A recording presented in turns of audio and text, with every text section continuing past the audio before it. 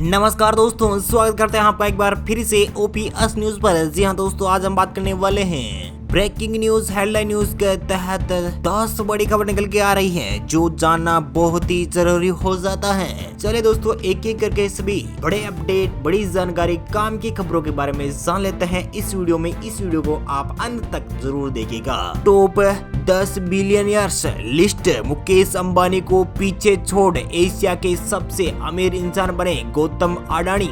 Mark Zuckerberg से आगे निकलने 2 भारतीय कारोबारी। जी हाँ दोस्तों, भारत के इंफ्रास्ट्रक्चर क्षेत्र के दिग्गज गौतम अडानी एशिया के सबसे अमीर इंसान बन गए हैं। उन्होंने दिग्गज कारोबारी मुकेश अंबानी को भी पीछे छोड़ दिया है। देश के लिए फर्क की बात यह है कि देश के ये दोनों दिग्गज कारोबारी ने मेटा के मालिक मार्क जकरबर्ग को भी रईसी के मामले में पीछे छोड़ दिया है। बीते दिनों जकरबर्ग की संपत्ति में $30 अरब की भारी गिरावट आई थी। रईसों की इस लिस्ट में $232 अरब के साथ टेस्ला के प्रमुख एलोन मस्क पहले पायदान पर काबिज हैं। फोर्ब्स बिलियनियर इंडेक्स के मुताबिक गौतम अडानी ने मुकेश अंबानी से दौलत कमाने के मामले में आगे निकल गए हैं। वह अब भारत का और एशिया के सबसे रईस बन गए हैं। गौतम अडानी की संपत्ति $90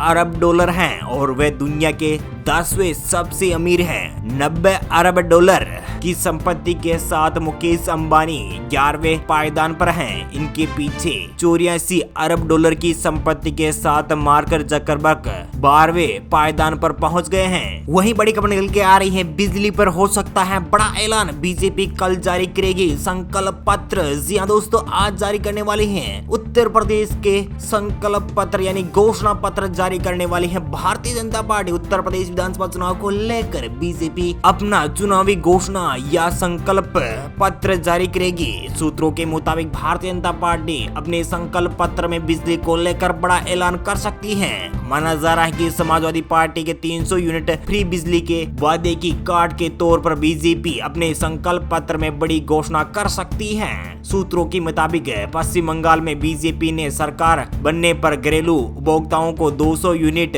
बिजली मुफ्त देने का जो चुनावी वादा किया था उसे कुछ और मॉडिफाई करते हुए यूपी में भी संकल्प पत्र में लाने की तैयारी हो रही है। साथ ही बिजली के बकाये बिल में भी कुछ छूट देने की घोषणा की जा सकती है। आपको बता दें कि समाजवादी पार्टी के अध्यक्ष अखिलेश यादव ने भी यह कहा कि उनकी पार्टी अगर सत्ता में आती है तो लोगों को 300 यूनिट घरेलू बिजली मुफ्त मिलेगी और सिंचाई बिल माफ किया जाएगा। उन्होंने नए साल के पहले ही दिन ट्वीट कर इसका ऐलान किया था। यादव ने ट्वीट कर नव वर्ष की हार्दिक बधाई देते हुए शुभकामनाएं दी और अब 22 में न्यू यूपी में नई रोशनी से नया साल होगा। 300 यूनिट घरेलू बिजली फ्री व सिंचाई बिल माफ होगा। सपा सरकार आएगी और 300 यूनिट घरेलू बिजली व सिंचाई की बिजली मुफ्त दिलवाएगी।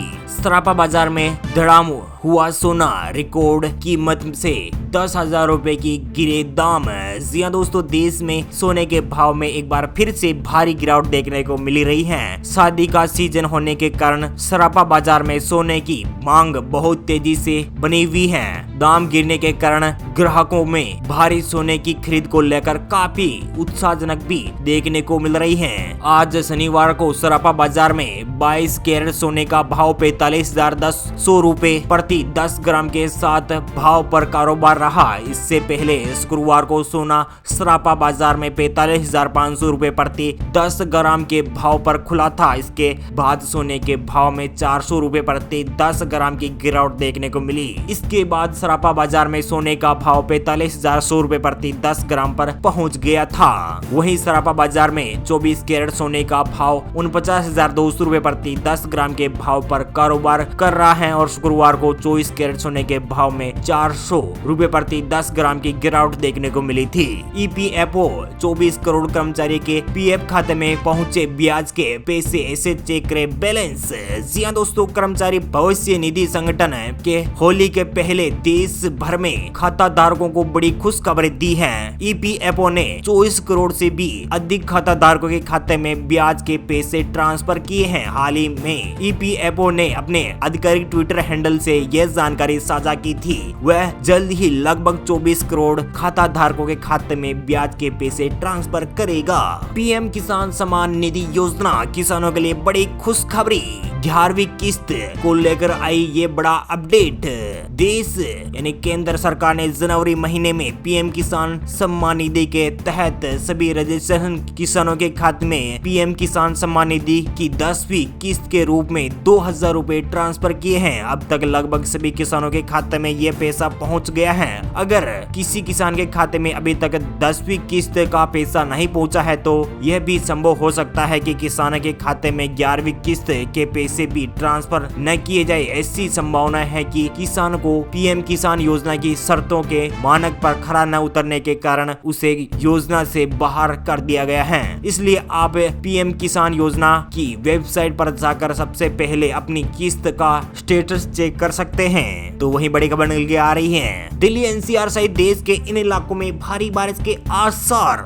राष्ट्रीय राजधानी में शुक्रवार की सुबह बादल छाने के साथ ही न्यूनतम तापमान सामान्य से 2 डिग्री अधिक यानी कि 10.4 डिग्री सेल्सियस दर्ज किया गया। भारतीय मौसम विभाग आईएमडी ने बताया कि पिछले 24 घंटों में दिल्ली में 1 मिमी बारिश हुई है। सुबह 8:30 बजे हवा में आर्द्रता का स्तर 97% रहा। दिल्ली में खराब स्तर पर पहुंचा प्रदूषण। मौसम विभाग ने दिन में बादल छाए रहने के साथ ही हल्की बारिश और बूंदाबांदी होने व पूर्ण अनुमान जताया है कि अधिकतम तापमान 17 डिग्री सेल्सियस के आसपास रहने की संभावना जताई जा रही है। वही बड़ी खबर निकल के आ रही है। बोर्ड एग्जाम को लेकर बड़ा अपडेट। जानिए कोरोना के बीच किस मोड में होगी परीक्षाएं। जी हाँ दोस्तों, 10वीं और 12वीं की बोर्ड परीक्षाओं को लेकर बड़ा अपडेट आया है। महाराष्ट्र में बोर्ड परीक्षा ऑफलाइन ही आयोजित की जाएगी। राज्य के छात्र कोरोना के चलते ऑफलाइन परीक्षा रद्द करने की मांग कर रहे हैं। इसी बीच महाराष्ट्र राज्य माध्यमिक एवं उच्च माध्यमिक शिक्षा बोर्ड ने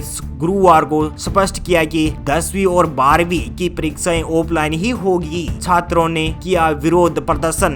MSBSHSE ने यह घोषणा छात्रों की ओर से सप्ताह की शुरुआत में राज्य भर में किए गए विरोध प्रदर्शन के मद्देनजर की। प्रदर्शनकारी छात्रों की मांग थी कि महामारी को देखते हुए माध्यमिक स्कूल सर्टिफिकेट कक्षा 10 और उच्च माध्यमिक स्कूल सर्टिफिकेट कक्षा 12वीं के ऑनलाइन परीक्षा रद्द की जाए। वहीं बड़ी खबर निकल के आ रही है। डिजिटल रुपया इसी साल जारी रहेगा। RBI लीगल टेंडर होगा, मिलेंगे ये फायदे। जी हाँ दोस्तों, भारतीय रिजर्व बैंक के डिजिटल करेंसी की खूब चर्चा हो रही है। सबसे आम बजट में इसकी घोषणा वित्त मंत्री निर्मला सीतारमण ने की है। लोगों के मन में इस करेंसी को लेकर तरह तरह के सवाल उठ रहे हैं। RBI की डिजिटल करेंसी कैसी होगी, इसका ट्रांजैक्शन किस तरह होगा, ऐसे कई सवाल हैं। ये सामान्य करेंसी की तरह ही डिजिटल फॉर्म में जारी लीगल टेंडर होगा, यानी आप इससे खरीद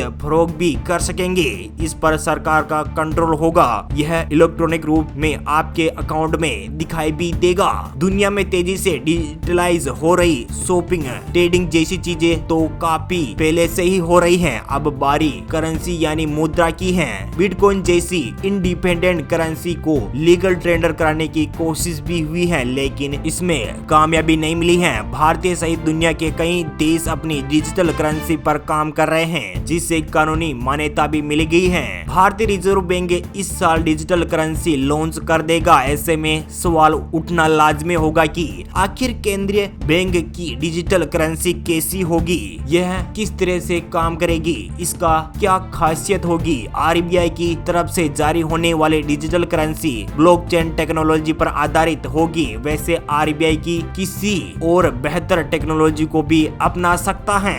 HDFC बैंक किसानों को देगा रिटेल एग्री लोन, 2 लाख रुपए बीमा कवरेज मिलता है मुफ्त। ये डॉक्यूमेंट्स लगेंगे। जी हाँ दोस्तों, HDFC बैंक, अगर आप किसान हो और आपके खेती में पैसों की जरूरत हो तो आप प्राइवेट सेक्टर के HDFC बैंक से भी एग्री लोन ले सकते हैं। बैंक रिटेल एग्री लोन किसानों को उपलब्ध कराता है। किसान गोल्ड कार्ड एग्री लोन के नाम से यह लोन किसानों को खेती में उनकी जरूरत जैसे फसल के उत्पादन, कटाई के बाद मरम्मत और रखरखाव आदि को पूरा करने के लिए ऑफर करता है। उम्मीद है जानकारी अपडेट आपको मिल गई होगी। प्लीज दोस्तों अपने वीडियो के नीचे लाल बटन देवा जिस पर क्लिक कीजिए, चैनल को भी सब्सक्राइब करना मत भूलिएगा। थैंक यू, गुड बाय, जय हिंद, जय भारत, जय किसान, वंदे मातरम। थैंक यू दोस्तों।